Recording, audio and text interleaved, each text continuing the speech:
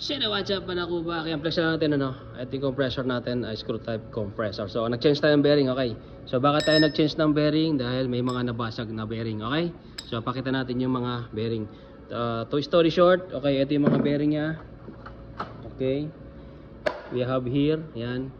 Ito yung bearing nito para dito yan, para dito. Yan. Tapos dalawa yan sa male and female.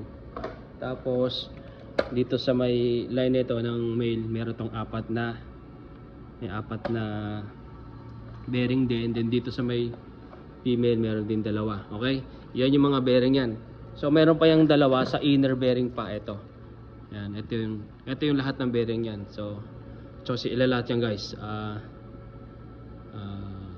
6 almost 10 bearing, okay?